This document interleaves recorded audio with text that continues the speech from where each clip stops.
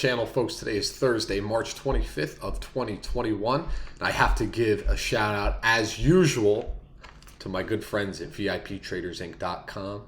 I finally decided to go for the full subscription with them. And I got to tell you, it paid for itself in the first 3 minutes of trading Monday morning. All right. I was on their watch list. Something had come up pre-market that was showing some good movement.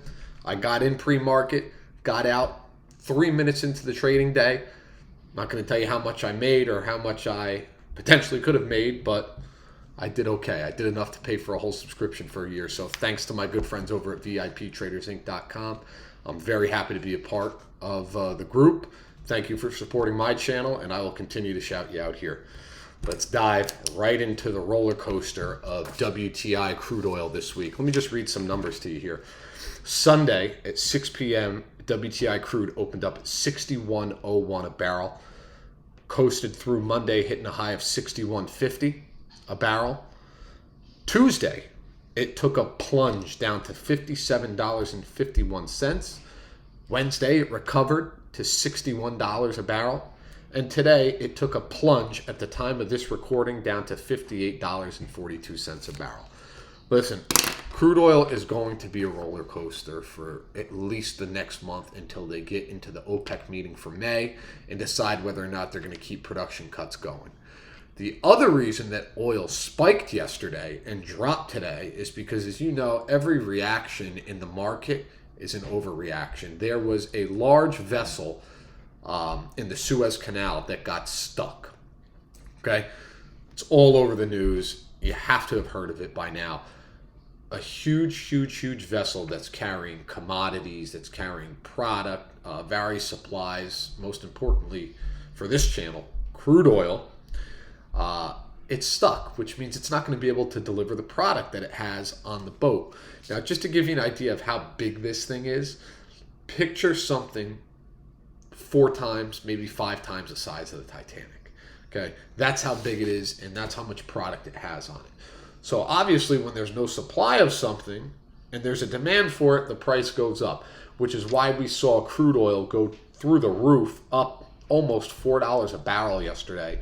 It then took a plunge back down today, but the vessel still has not been freed. So we're going to see what happens tomorrow. Now, the small cap energy stocks that are affected by crude oil also this week were on a roller coaster. They were up Sunday and Monday, down Tuesday, up Wednesday. Today they were down all day and made a massive jump towards the end of the day to pretty much break even for a lot of them. A couple of them were down a little bit. One of the other things that affected the market heavily this week is the chairman of the Federal Reserve, Jerome Powell, testified in front of Congress and had various other speaking moments this week. And you could literally time when he started speaking, the Dow Jones Industrial just went down. Okay? All the way up to as soon as he stopped speaking, it started recovering. And it happens every time. He is an absolute market killer. I mean, he could literally say, I have the cure for cancer, and the market is still going to go down.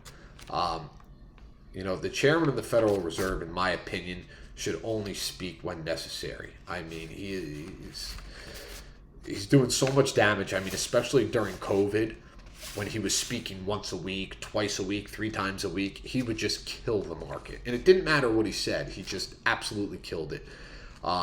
There should be a little bit of a buffer between the chairman of the Federal Reserve and the Secretary of the Treasury, Janet Yellen. If anybody should be speaking, it shouldn't be the chairman of the Federal Reserve. It should be the Secretary of the Treasury, Janet Yellen, to give reassurance to the market. And that's my opinion on that matter. Some people may have a different opinion, but I mean, there's always a correlation that anytime the chairman of the Federal Reserve speaks, the market reacts. And of course, as usual, it's always an overreaction in some way or some form. So it's very, very hard to day trade when that's going on. So we're going to keep an eye on oil. I'll have a video for you guys tomorrow to close out the week. It's going to be very interesting to see what happens for oil, for the small cap energy. For the drillers, some of the drillers are starting to come back online. Bore drilling is one of them. We watched them today go heavily red in the morning to recover to being up approximately 5% at the close. So it's going to be interesting to see what happens over the course of the next 2 weeks for the drilling stocks, RIG, Bore Drilling, U.S. Well Services. So we're going to keep an eye on them as well. Thanks for stopping in today, folks, and have a great day. And above all else, enjoy your dinner.